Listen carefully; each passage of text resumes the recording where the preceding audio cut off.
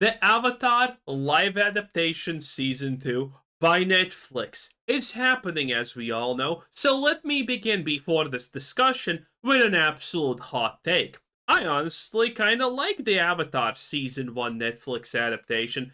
Yes, it was way worse than the original animation. And by the way, a small thing I actually now am thinking about the animation is the fact that it started amazing, the middle was amazing, and the end was amazing. Not a lot of shows have ever pulled that part off. Usually the start happens and it's good, and then it taters off. But no, the Avatar original animation was absolutely 10 out of 10 from start to finish. That's rare. And the Netflix adaptation was a 6 out of 10 in my opinion. And I'm pretty generous with that, maybe, I know. But in general, I liked it. And if you are bored, I would suggest that you watch it because it is not terrible. Yes, it changes a lot. Yes, it even arguably ruins a couple of characters and their motivations. Even though I personally don't exactly feel that way because, you know, motivations like Katara at the start of the original were not exactly cut in stone. You kind of knew it, what she was thinking, what she wanted, and whatnot. But it wasn't like her story was super, super fleshed out and whatnot. So, you know, I personally think, for example, that wasn't ruined by the Netflix adaptation, but a lot was. Azula especially. And Azula is my favorite character, okay? So I'm pretty fucking pissed about that. But again, in general, I kind of liked it. And now season 2 is happening, and everyone was obviously talking about Toph.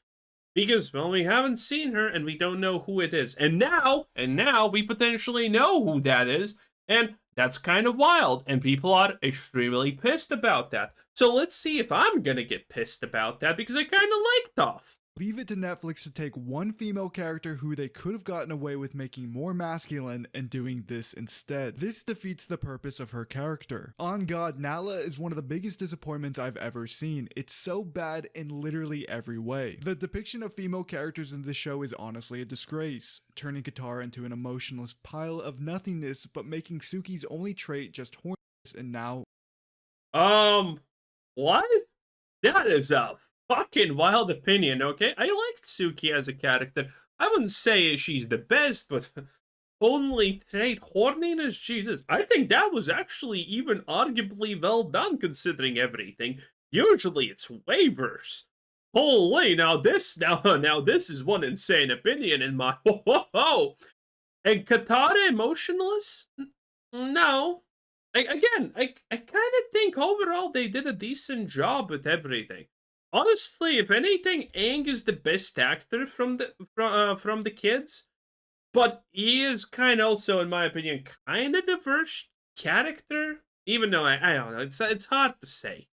With Toph, what is up with them hiring on people who don't even respect the original show? Stuff like this is Based and true. definitely the reason why the original creators of the show left the series almost immediately. No, Probably. it's not, and they didn't leave almost immediately. They worked on it for like 3 years, and the Avatar fandom is once again in shambles. Last week it was the disappointing CinemaCon announcement, and this week Oh, I forgot to watch that. it's about a grown-up Aang. Yeah. once again one of the actors for the Netflix series not having any PR training whatsoever and saying things. Is she Chinese? Is she Philippine? Oh. That they probably shouldn't have. Or, you know, at the very least, should have worded it just a little bit better. Now, before I go over all of this, I want you guys to keep in mind, a lot of these interviews are... Okay, wait, what did she say? Is this it? Slightly more... No. Okay, there's the problem. Are happening fast and on the spot. This one happened on the red carpet, so she likely gave this interview with no preparation time, had no idea what she was going to be asked, and kind of just gave her answers on the spot, and some of them may have came out a little bit worse than she would have liked. Anyway, Mia Chek, who is the actress playing Toph for season 2 of Netflix's Avatar, gave an interview to The Direct titled, "Exclusive, Netflix's live-action Avatar series will make Toph quote-unquote slightly more feminine." Alright guys, I'm not a stranger to the clickbait game. Okay. I mean, what's the problem exactly? Yeah, Toph is not feminine, but neither is any other character in the series. The biggest feminine character we have is Huntress, or what's her fucking name? I don't remember. She actually has a name. You know, the one that we already saw, and she was hot. That one? I'm pretty sure that's the only example of real a character supposed to actually be feminine. Maybe I'm wrong. I don't know. I would not call Qatar feminine. I would not call Toph feminine. Azul is best girl, and don't fight me on that. I don't care. And yeah, that's pretty much it. I don't know. You guys know this, so right off the bat, I know what's going on here. With a title like this, they want you to be mad and rage click. They even start off the article by saying, many won't be fans. Funniest episode ever.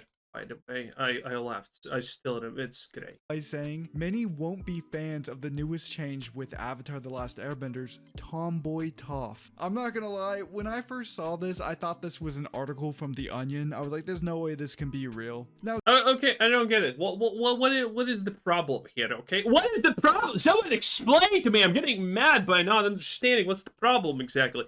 So they're gonna have a live adaptation and Toph is gonna be a good-looking kid? Or, but none of them look bad or ugly in the Avatar originals. I'm not. Well, what is the problem? Okay, so what? They're gonna make the kid look slightly better? I mean, is she not gonna be covered in dirt? What is the point? now, don't think this video is going to be me completely defending Netflix's Avatar, because if they actually did change Toph in a big way, then I'm going to be just as upset as everyone else. But together, let's take a look at this article. Many fans won't be happy. The series has many mixed reviews. They ruined Katara's character. Live action Toph will be more feminine, with a hand-selected photo of Mia Check with the saturation turned up to 1,000. They literally turned the saturation all the way up to try to fit their narrative. The entire article was carefully crafted to make you as mad as possible before going to the actual quote. But let's just ignore how this article is here to make you mad, and let's go over the actual content. In an interview with the direct on the red carpet for Marshmallow, a sci-fi horror film about campfire, whatever, I don't care. Mia Check was asked how her portrayal of Toph in Netflix's Avatar The Last Airbender would differ from the animated series. Check reaffirms changes like I goddamn hate these questions because modern Hollywood losers expect there to be differences. I don't want differences. Fuck you. Toph being a little older, but she also confirmed If you want to make differences, you'll make your own stupid show. that the Earthbender will be slightly more feminine in the live-action series. Now, to be completely fair, when Netflix says, oh, there's going to be women and they're going to be feminine, I'm instantaneously like, yeah, that sounds like a lie. Version of Toph is going to be a little older and slightly more feminine. I feel like I wanted to work into a very humanizing space for her because, you know, she was a cartoon. Now, of course, this is the quote everyone is running with, everyone's getting super mad about, but is there a lot to get mad about that? I'll personally kind of feel it. In the very next line of the article, she confirms that her and the original Toph VA have a very similar take on the character. But let's go ahead and go over the whole Toph being more feminine thing and why there's a lot of room for nuance here. Obviously, I probably don't need to say this, but I love Toph. Season 2 of Avatar is my favorite season out of any show ever. Season 2 is what I remember the most when I think back to me as a little kid sitting on the couch watching Avatar. From the start with General Fong to the introduction of Toph, the desert, the finale, everything. It's a masterpiece. If Netflix truly did change Toph in a meaningful way, that's it for me, man. That's it. I'm done. That's where I draw the line. That's my they ruined it moment. However, let's not be ridiculous, people. Making Toph, oh, you can see slightly the pebbles. Nice. Quote unquote more feminine in the eyes of Mia Check could mean so many different things. Her comment was so vague, and I think if they're gonna change any, well, they're gonna change something, right? I think it's just they're gonna make her less brash. Maybe? I don't know. Again, I completely am missing currently what I'm supposed to be mad about, and I'm usually good at that. We are just jumping to conclusions. Not only are we jumping to conclusions, we're jumping to the absolute worst case scenario. Making Toph more feminine could be something super small, like Toph not doing things like this. Or maybe Toph's a little older in this version, so Mia Check thinks she looks a bit more feminine. There's just a lot of range here, and a quote this vague, it's just a little bit too early for me to throw up my pitchfork. The article does point out that Toph has battled with her femininity in the past, mainly in the Tale of Bossing Say episode, which made me start to think that there's a decent sized chance that Mia Check isn't the biggest fan of Avatar and didn't know this episode existed in the cartoon when they filmed this sequence. She could have thought, Yeah, that sounds about right. Also, again, these actors are fucking kids. At the end of the day, they're literally kids. So nowadays, a kid is not gonna know what the Avatar animated series is. That's kind of the whole thing. There's no way she has seen it. Probably, who knows? this was Netflix's way of showing off Toph's feminine side. I seriously wouldn't put it past her, because it's kind of like when Daniel Day Kim gave an interview about how amazing the cartoon was, and then at the very end of it he was like, yeah man, it's so amazing, I've almost seen every episode. A lot of the people acting in this series aren't going to be as deep into Avatar lore as you or me or any of the hardcore fans, but we'll find out soon enough, because we know the series is eyeing an early 2026 release, which is only 9 months away, and Netflix has an event at the end of next month, and there's a pretty good chance. Also, by the way, was this guy from like Raid or something? I completely have forgotten. Maybe At the end of next month, and I think he was also in Raid. there's a pretty good chance we're going to be getting a sneak peek of the series there, so mark your calendars for that. Anyway, in other Avatar news, the co-creator of Avatar The Last Airbender might have just hinted at a potential Seven Havens announcement, or at the very least some Avatar Studios type announcement, because for the first time in literal years they posted the Avatar Studios logo on their Instagram and then panned to a cat, and we all know the main animal companion in Seven Havens is a cat, so maybe news on that very soon. Anyway, this video is a lot shorter than usual, so please leave a like and comment. Okay, well, that was 10 out of 10. The Avatars. I don't know. I don't see anything to be mad about just yet. You know?